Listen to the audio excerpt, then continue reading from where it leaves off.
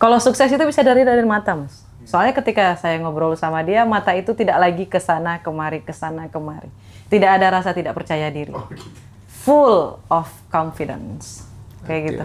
Oke. Seseorang bisa dilihat dari keberhasilan itu, apakah dia berhasil apa enggak nantinya itu dari pandangan matanya. Apakah pandangan matanya itu jernih? Apakah senyumannya itu tulus? Apakah gurat matanya seperti itu luar biasa. Terlihat kok, terlihat.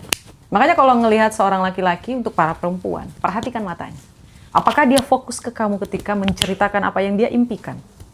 Kayak gitu. Apakah matanya bersinar ketika dia menceritakan bagaimana langkahnya ke depan? Pilih laki-laki yang seperti itu. Karena laki-laki yang seperti itu dia akan ambisius pada langkahnya ke depan. Dan kamu juga harus mengikuti ambisinya agar kamu bisa bertumbuh bareng. Jangan sampai kamu tidak bisa mengikuti pertumbuhannya, lalu kamu ditinggalkan dan diganti dengan wanita yang baru. Kayak gitu, Mas. Oke. Hati-hati dengan apa yang kita suka. Boleh jadi apa yang kamu sukai tidak baik bagimu, dan apa yang tidak kamu sukai justru baik bagimu. Ingat selalu itu, perkataan itu. Kalau dalam ilmu pengembangan diri, case kayak gini tuh gimana responnya? Aku tuh sering dulu waktu misalnya aku ngisi acara gitu ya, acara mahasiswa atau acara apa gitu. Sorry ya teman-teman ya, aku telat. Aku karena habis liputan ya, cari berita gitu. Aku bohong. Tapi bohongnya tuh totalitas. Wow. Bohongnya tuh totalitas. Dan aslinya jadi kejadian gitu, Mas? Iya, kejadian. Dan itu di banyak segmen hidupku kayak gitu. Aku mencoba membohongi diriku dan bohongi orang lain, iya kan? Tapi kejadian. Ya, banyak yang bilang kita halu. Tiba-tiba aja, Mas Rudi itu kan demo. Demo itu nendang Kapolsek. Ya kan? Nendang Kapolsek kan. Akhirnya aku harus jadi advokat kan, pura-pura jadi advokat pakai apa tuh namanya, pakai dasi segala macam untuk ngebebasin dia kan di Polres, visum segala macam gitu. Pas waktu di kantin diajak ngopi sama wartawan kan, Mas Pito Suarsono waktu itu kalau nggak salah wartawannya MNC. Mas gimana sih caranya biar aku jadi wartawan? Kamu nggak punya waktu ini. Udahlah aku serius mas. Akhirnya disuruh bikin lamaran dan masuk kan, dan lain sebagainya gitu. Tapi itu hasil dari kebohonganku selama berbulan-bulan. Karena saya juga dulu tomboy ya, Mas ya. Iya. Saya ngerasa kayak saya lebih nyaman pakaian laki-laki kayak gitu. Kelihatan. Iya, karena memang bapak saya kan dibesarin oleh seorang laki-laki, ayah saya kayak gitu. Karena ayah saya di rumah, mama saya yang bekerja kayak gitu. Jadi ketika saya ada di fase itu saya tidak melawan, Mas. Saya nikmatin. Saya potong cepok gitu. Saya pakai pakaian laki-laki sepuas saya. Sampai di titik mana saya ngerasa kok aku cantik ya? Kok kayaknya aku lebih cantik dandan ya? Sampai saya puas menikmati itu, Mas. Ketika sudah puas masanya, saya udah tidak ada penyesalan, tidak ada lagi ingin dandan kayak cowok, ingin dandan kayak gini, enggak ada. Karena itu hanya fase, saya habisin fase itu. Jadi tidak saya tentang. Mungkin butuh waktu aja kali ya. Nah, itu betul sih, Mas. Bener. Nikmatin aja waktunya. Oke, sip. Mau dandan kayak gitu, silahkan. Tapi jaga baik-baik perasaannya. Jangan sampai kita dandan seperti itu, lalu kita ya melakukan apa yang laki-laki juga lakukan gitu loh, Mas. Kayak. Yang penting jangan live TikTok sambil lipstikan gitu ya. Itu sih nggak boleh kalau itu ya. Nggak boleh. Banyak loh, Mas, yang udah puas gitu, artis-artis yang udah puas nyamar jadi cewek misalnya. Terus lama-lama kan dia menikah sama cewek juga. Iya, kayak Aming gitu. Iya, udah puas, udah selesai dia nikah. Oh iya. Kayak gitu. Keren banget ya paradigma dari Kak Roma ini. Masya Allah, tabarakallah, amin. Iya. Semoga membantu ya. Nikmatin aja, Mas. Nanti juga bakalan ketemu sama jodohnya, cari mana yang bisa mengekang yang kayak gitu. Lagian masih sangat muda sih, ngapain bahas jodoh gitu. Ya, who knows, Mas? Kan ada orang yang nikah umur 16 tahun loh.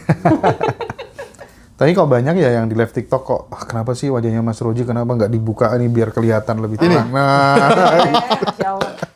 Nanti dikira tukang ojek lagi. Untuk anak-anak muda, Kak Roma, Iya. apa sih 3 kebiasaan kecil yang mungkin ketika itu dilakukan justru akan membuat mereka miskin seumur hidup dan nggak bisa membahagiakan orang tuanya gitu? Kebiasaan-kebiasaan seperti apa yang itu justru akan menjadikan dia sampah masyarakat gitu? Mental block, Mas. Mental block. Sekali lagi saya ulangi, mental block. Mental block ini dalamnya juga ada fixed mind. Gitu. Oke. Sudah terkunci. Allah, apa itu LOE? Cukup sholat 5 waktu, udah selesai. Iya, saya tahu. Itu kewajiban. Itu kewajiban. Ini berbeda. Ini ngajarin kita tentang bersyukur. Bersyukur ini banyak jenisnya. Dan kalau kita bisa lakukan dan dapat hadiah yang lebih luar biasa dari apa yang kita dapatkan, kenapa enggak? Kan ini tentang bersyukur gitu loh Mas. Kita nggak ngapa-ngapain loh. Kita hanya ingat Allah dalam setiap langkah kita. Iya, ya. Dan yang kedua, pelitnya minta ampun. Pelit gitu loh Mas. Dia nggak mau tumbuh, dia nggak mau merasakan suatu hal yang baru, dia nggak mau memberi kepada orang lain, udah bertumbuh-tumbuh di situ-situ aja. Tapi berharap yang lebih. Oh, itu Kayak benar. gitu. Mana bisa? Iya. Kalau kamu mau dapat lebih, kasih lebih. Nah, aku pernah satu kelas 400 orang lebih ya. Saat itu ketika mentornya bilang, ya mana mungkin kamu akan bisa dapat lebih kalau kamu nggak pernah mau ngasih lebih dulu gitu. Pancing dulu gitu. Iya, Mas. Jangan pelit dulu, minimal belajar itu gitu loh. Dan Iya. itu lagi-lagi nyali, Kak. Nyali, Itu Mas. butuh nyali, butuh keberanian gitu. Betul, betul sekali. Dia pelit sama langkahnya gitu loh Mas. Nggak mau nyoba gitu loh. Nanti gagal. Emangnya kalau gagal kenapa? Iya. Kalau gagal memangnya kenapa? Kamu kehilangan nyawa kah? Kan enggak. Kecuali kamu disuruh lompat jurang, itu jangan gitu. Itu kan namanya Konyol namanya. konyol gitu loh Mas. Tapi kalau nyoba, ya kalau misalnya, ya kalau gagal gimana Kak Roma? Ya nggak apa-apa, serahin aja sama Allah Subhanahu Wa Taala. Saya nggak nyuruh resign kamu dari tempat kerja ya, enggak.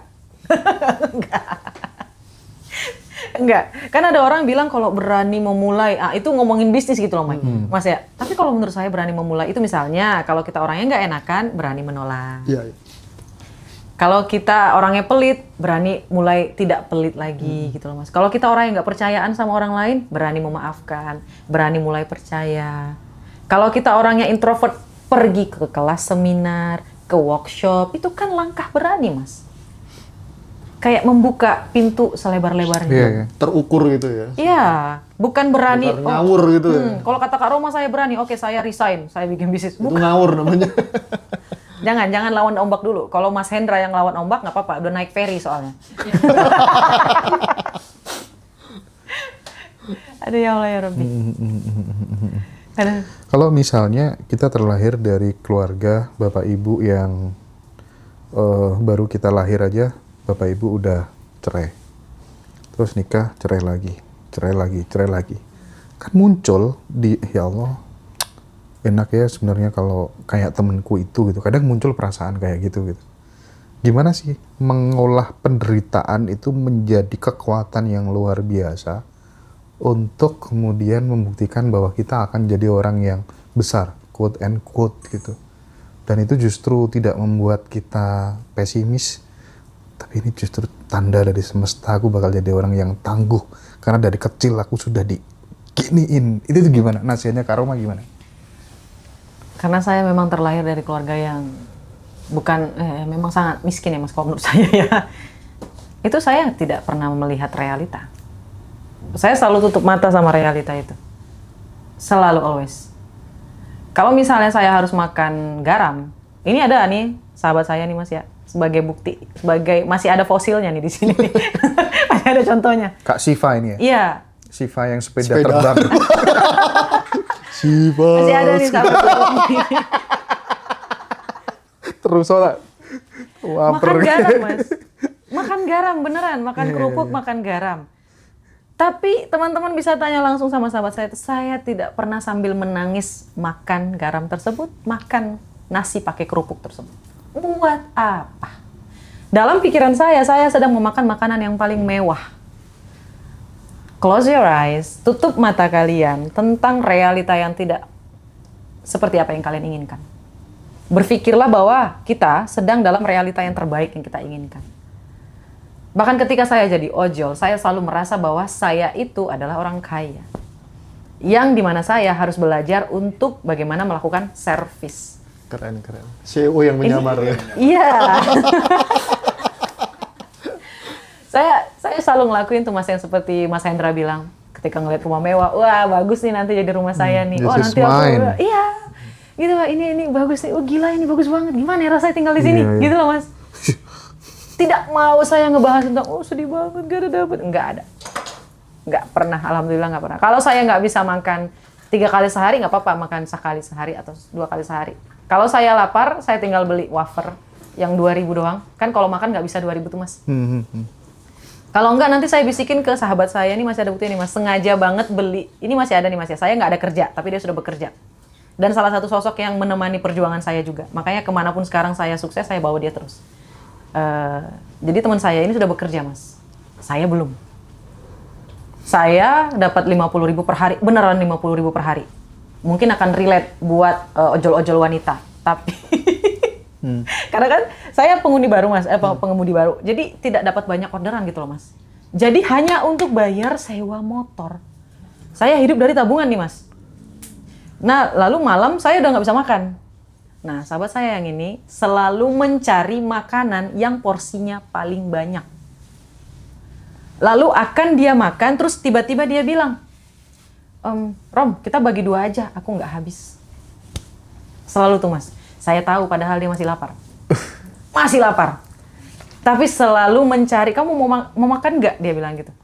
Enggak, aku kenyang. Aku mau makan ini enak nih. Padahal sebenarnya nggak enak mas. Saya selalu perhatiin, baru sekarang saya sadar kalau makanan yang dia beli itu selalu porsinya jumbo. Lebih mas. Nanti dia makan, ya kan? Ayolah makan barengan, dia bilang kayak gitu. Oh iya, saya ikut. Terus tiba-tiba dia bilang, oh saya kenyang. Kayak gitu. Karena dia tahu mas, porsi saya kan porsi, mohon maaf, porsi saya makan jumbo. Porsi cowok.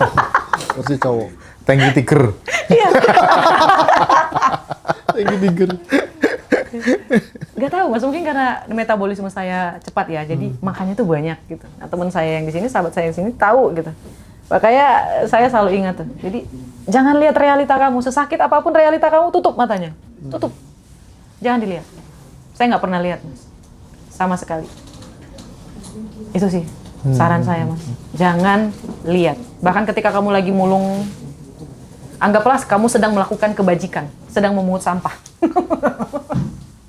Apapun yang kita lakukan itu anggap itu pekerjaan yang mulia, kayak gitu loh mas. Kayak ya kayak gitu. Jadi sedih saya mas, udah nggak usah mas. Iya, karena itu pertanyaan yang apa ya, yang dialami oleh sesuai dengan jalan hidup kru saya kayak gitu kak. Masya Allah. Jadi 98% paling ya mereka yang memang memiliki masa lalu yang kayak gitu. Subhanallah. Jadi kadang mereka enak ya, andai kata terlahir dengan ibu yang baik hati. Kenapa sih ibuku kok ini? Kadang gitu. Kenapa sih bapakku kok dia gitu kan? Andai kata bapakku bukan dia kan aku nggak kayak Nggak gini. pernah mas. Padahal bapak saya itu tukang pukul. Bapak saya itu algojo. Kalau dia nggak suka dia nampar. Kalau dia nggak suka dia main balok.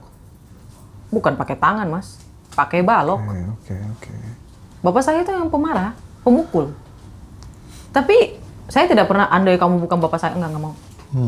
Kalau bukan dari bapak saya tidak akan se-public speaking ini. Saya berpikirnya sekarang kayak gitu. Kalau bukan karena bapak saya tidak akan punya wajah secantik ini. Saya mulai merubah sudut pandang saya. Kalau bukan karena bapak saya tidak akan mau menjadi seorang leader. Karena bapak saya itu punya pemikiran seorang leader. Kayak gitu. Kalau yang namanya algojo itu, kalau menurut saya dia menjadi orang yang algojo karena bapaknya pun membesarkan dia dengan tangan. Warisan ya? Ya, itu seperti warisan, Mas. Jadi, ya buat teman-teman yang selalu merasa kayak gitu, andai bapakku kayak gini, andai mama aku kayak... Enggak. Kita memang harus lahir dari mereka agar kita menjadi orang yang seperti sekarang. Menjadi lebih luar biasa seperti sekarang. Kalau nggak bisa. Oke. Nah, aku sekarang pengen deh tanya ke Mas Habib gitu ya. Supaya ini jadi pembelajaran buat teman-teman juga. Baik. Habib ini kan ikut saya udah lama gitu. Mungkin dia bisa memberikan kenapa dia bisa telaten sampai detik ini. Oh, Terus apa aja yang dia dapatkan. Karena menurutku Habib ini meskipun dia belum punya banyak uang, tapi kalau untuk ukuran anak seusia ini uangnya udah banyak. Baik. Ya kan? Bahkan dia hafal semua mobil-mobil ya. Bahkan belum punya uang itu Kak Roma. Ini menarik ini. Anak seusia dia sama temennya yang punya satu mimpi gitu barangkali datang ke showroom yang paling besar di Jawa Timur. Wow, dan dia nawar, dia tanya ini berapa harganya nih? Ini yang Alphard ini berapa ini? Baik. Ini yang ini berapa nih? Sedikit cerita dong Beb, apa yang kamu dapatkan gitu ya? Biar orang tuh tahu pentingnya circle gitu barangkali gitu ya untuk anak-anak seusia Habib. Yang saya dapatkan? Iya, selama kita bergaul lah ya. Oh. Dan kamu kan kayak pede banget dan yakin banget bakal jadi orang sukses, terus Jadi- ketemu orang-orang seperti Kak Roma, seperti Teh Feby dan lain-lain tuh gimana menurut Habib? Perubahan yang kamu dapat? Perubahan yang saya dapatkan itu sangat besar sekali sih. Dari sikap bicara, sikap menanggapi orang, Baik. dari sikap kita gaya bahasa juga, Ya. berbahasa juga lebih bagus. Ya. Dan yang penting juga dapat relationship sih. Oke. Dari umurku yang sekarang dibanding anak-anak yang lain juga gitu ya. Menurutku kelebihan yang saya dapatkan ikut Pak Hendra atau ngaji Roso. Yang pertama adalah anak-anak seusia saya belum mendapatkan ilmu apa yang ia dapatkan dari umur-umur di atas 20 tahun lah. Baik. Mungkin saya menganggap pelajaran ini tuh udah dewasa gitu Kak. Dan juga mimpi-mimpi. Ya. Pak Hendra juga mengatakan jangan takut bermimpi gitu. Realisasikan mimpi dulu lah. Kalau punya pengen mobil, foto mobilnya dipajang, diiming-imingi lah, apalah, dibayangkan gitulah. Betul. Dan itu iya sih, ngefek juga. Masya Dari Allah. segi pemikiran, Iya. dari segi bagaimana cara memandang yang lebih baik lagi, saya caranya untuk belajar lebih baik. Baik. Serta saya juga mendapatkan dan pilih-pilih teman sih Kak. Oke. Teman saya sekarang sudah saya filteri semua dari hal-hal yang merugikan sampai menguntungkan. Baik. Yang paling saya berkesan mengikuti Pak Hendra adalah saya bisa menjadi lebih baik lagi, saya nggak bergantung pada orang lain. Baik.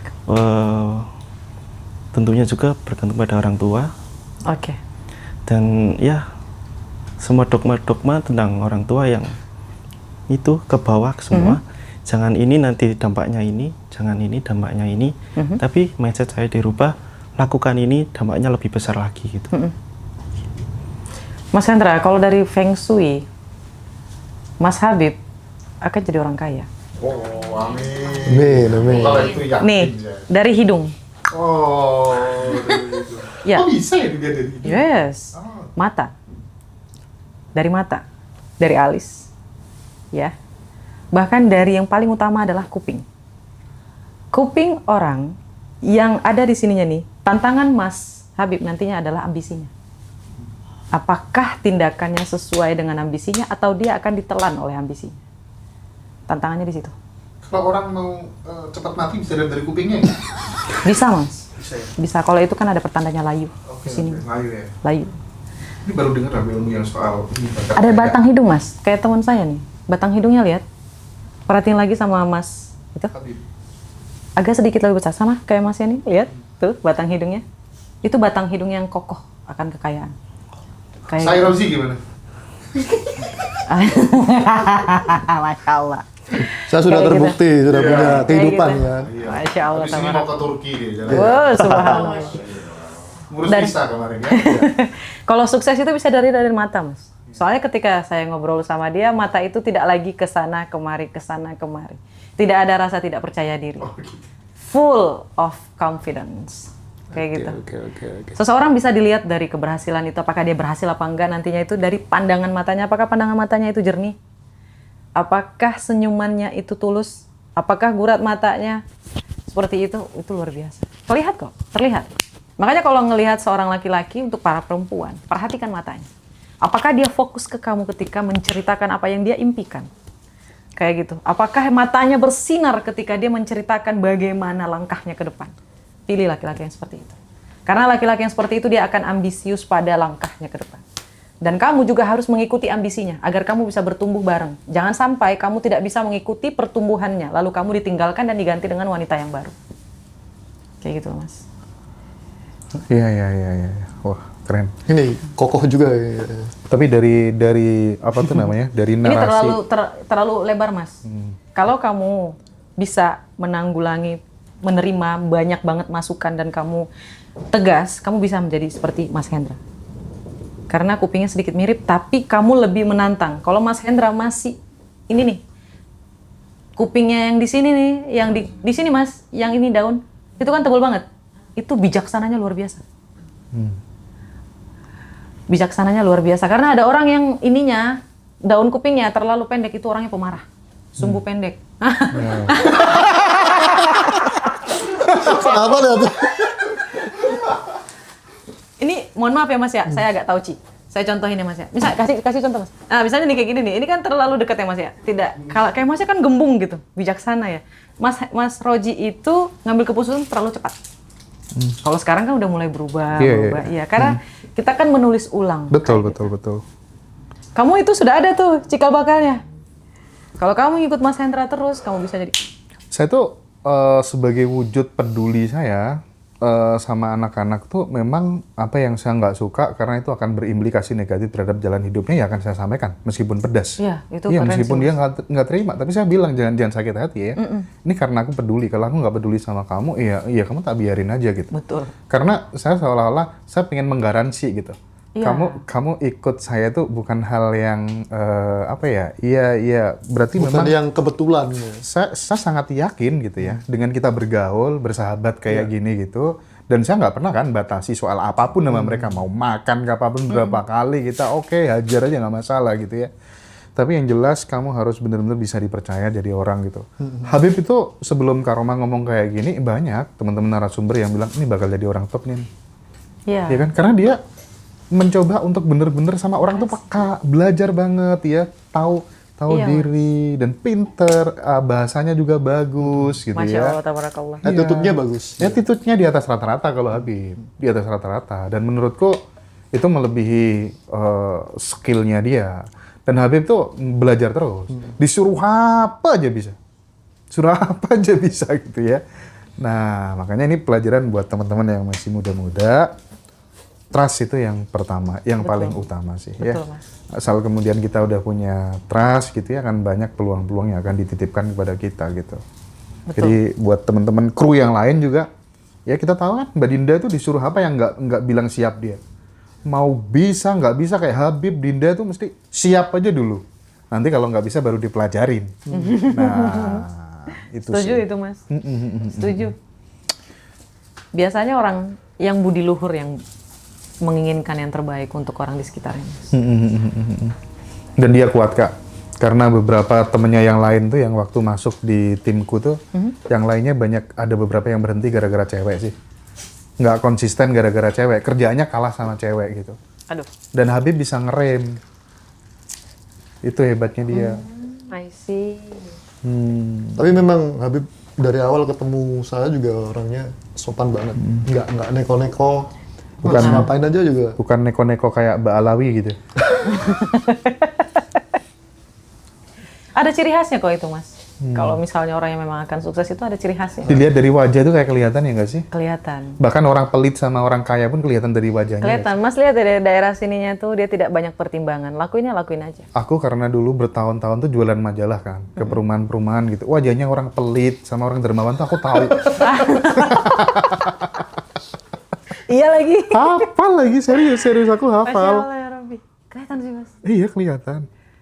Makanya ketika, ketemu orang ya, apalagi yang kemarin yang ngelamar itu ya, saya udah ngeliat nih. Saya senyum lagi, Iya. takut menyinggung gitu Mas. Ya mudah-mudahan dia nggak nonton video ini. Tapi yang menarik dipelajari dari Kak Roma ya, teman-teman yang masih muda-muda mulai dari sekarang.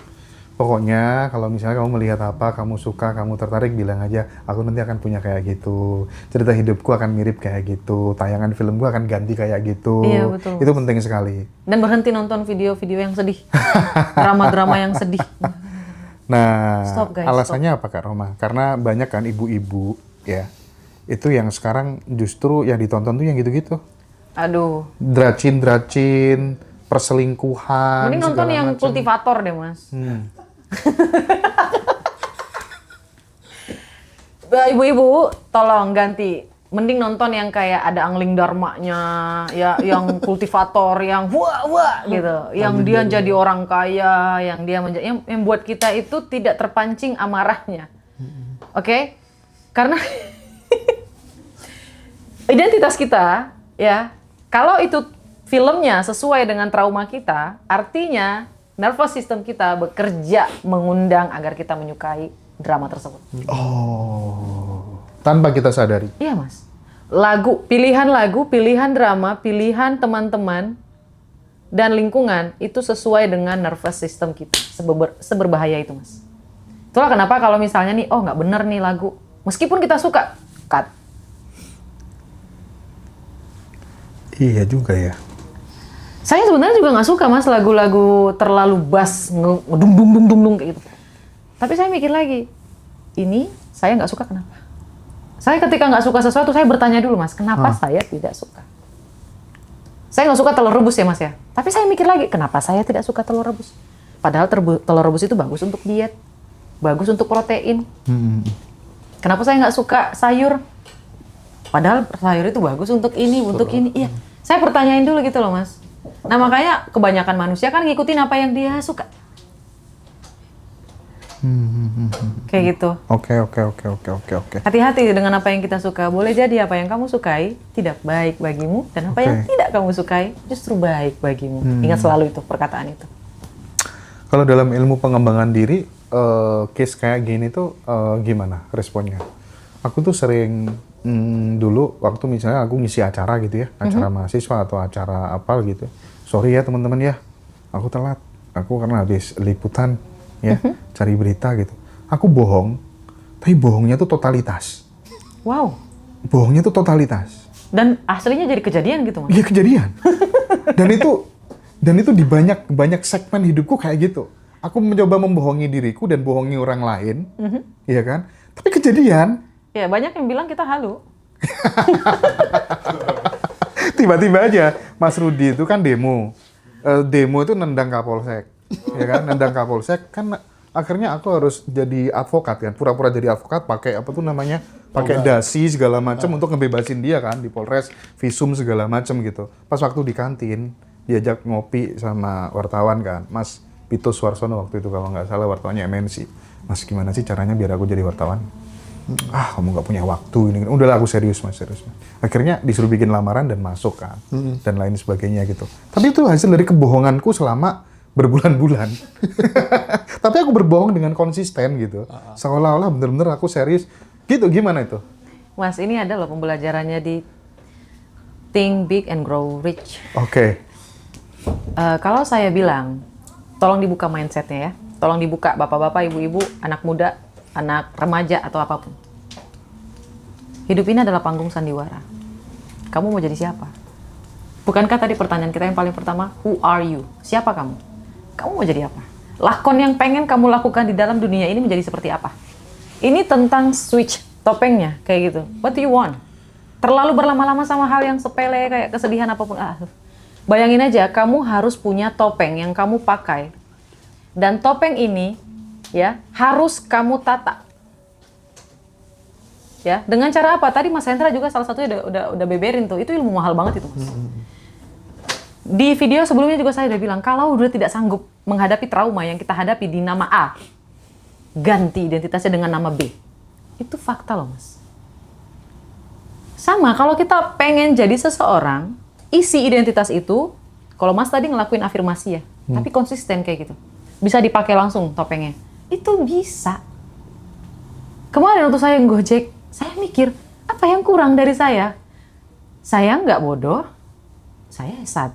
Kok bisa teman saya yang lebih tolol, lebih bodoh daripada saya, gitu, lebih banyak uangnya daripada saya, gitu. Saya nggak kalah pintar, gitu. Terus saya mikir lagi, oh ini hanya tentang lakon, ini hanya tentang sebuah identitas. Sekali lagi saya ulangin, what do you want? Kamu mau jadi siapa? Kenapa bukan kamu? Kenapa orang lain? Kenapa bukan kamu? Saya selalu mengulang-ulang itu, kenapa bukan saya? Kenapa bukan saya? Yang ada di dalam ruangan itu, yang ada di dalam mimbar itu, yang di atas mimbar itu. Kenapa bukan saya? Kenapa saya nggak bisa? Dia bisa, why? Nah, ini nih keren banget nih.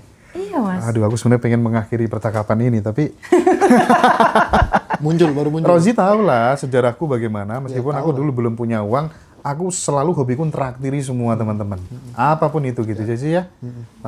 Dan seperti yang cerita tadi itu Kak, aku menyebutnya itu sebagai train. Jadi aku bener-bener men-training diriku seolah-olah aku sudah hidup sesuai dengan kemauanku gitu. Iya, itu kan lakon, Mas. Ya. Kita harus udah mulai play dong lakonnya.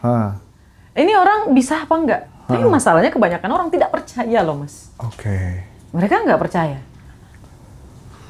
Ini mungkin setiap orang itu punya topeng, percaya atau tidak. Setiap orang itu punya topeng. Kamu pakai topeng apa? Kalau kamu mau di rumah pakai topeng A, ketika kamu mau naik ke mimbar pakai topeng B, ketika kamu mau pergi ke ini pakai topeng C, ya itu beda-beda. Percaya atau tidak, menerima atau tidak, kamu harus punya identitas. Kalau nggak punya, ya jadi orang yang biasa aja, nggak apa-apa. Ini hanya untuk orang-orang yang berambisi besar. Memiliki cara seperti ini. Iya. Kalau tidak punya ambisi, ya lakukan aja, legowo aja. Hiduplah seolah-olah kamu sudah berada di sesuatu yang kamu idealkan dan kamu mimpikan itu ya. Betul, Mas. Meskipun seolah-olah. Ya. Tapi kita karena kan benar-benar permainan berlatih ke lakon. situ gitu ya. Ya, simple tapi memang ya gitulah. Percaya lakukan, kalau nggak percaya ya udah. Iya. Seolah-olah udah punya suami baru. Oh, itu betul, Mas. Ya. Betul, Ibu. Ya. Bayangin aja nanti list restoran yang mau datengin untuk ngedate, jalan-jalan, Ya. kota yang ingin dijalanin, baju couple yang ingin dipakai, Iya, kayak iya, gitu. Itu Jadi harus yang list. belum punya anak ya seolah-olah udah punya baby, siapin baju-baju babynya. Iya, Siapin namanya. mainannya, namanya. Betul. Iya. Itu betul sih, Mas. Tapi harus ikhlas ya, Mas ya. Jangan ketika baju baby nggak bisa kayak gitu. Nggak bisa. Ketika kita lihat baju babynya kita harus bahagia, Iya, bukan iya. sedih. Bung Yohan ada yang mau ditanyakan lagi nggak kira-kira mungkin yang itu bisa bermanfaat untuk masa depannya? Terakhir barangkali Bung. Ada nggak Bung? Silakan Bung, ini Bung. Ya oke. Bung Yo biar belajar public speaking biar nular kayak Kak Roma gitu. Masya Allah, kayaknya banyak deh Mas yang pengen buka kelasnya. Yuk kita buka sama Ngaji Rasul. Iya masih bagus public speakingnya. Masya Iya, Allah. karena Gen Z nangkep ini. Soalnya tadi pas kita di kelas, Mas, ada yang pakai jubah itu kan Gen Z sebenarnya. Masnya itu. Itu nanya, kenapa kok audiensnya kok old semua? Kapan nih yang muda-muda? Iya kan, masukan sama saya Bang Yo tadi ya. Yang tadi Bung, ayo Bung, silakan. Lampung, Tanya sesuatu yang penting. Ini Mbak, aku kan sekarang kan ada istilah ini kan self love. Oh, I see. Nah, Oke. seringkali self love atau mencintai diri sendiri itu bahkan dia lebih kayak itu bisa menghambat dia bertumbuh gitu loh. Hah? Kayak self love itu kan harusnya nggak terlalu memaksa. Maksudnya ada yang terlalu memaksa untuk self love dengan di luar kemampuannya. Seumpama kayak ini apa? Aku self love dengan cara aku membeli barang yang itu sebenarnya aku belum mampu untuk beli barang itu dan aku memaksakan untuk membeli itu untuk self healingku sendiri. Tapi Baik. itu kan justru malah memaksa gitu loh, Kak. Oke, kita bedah ya. Sebenarnya pengertian self love-nya aja udah salah.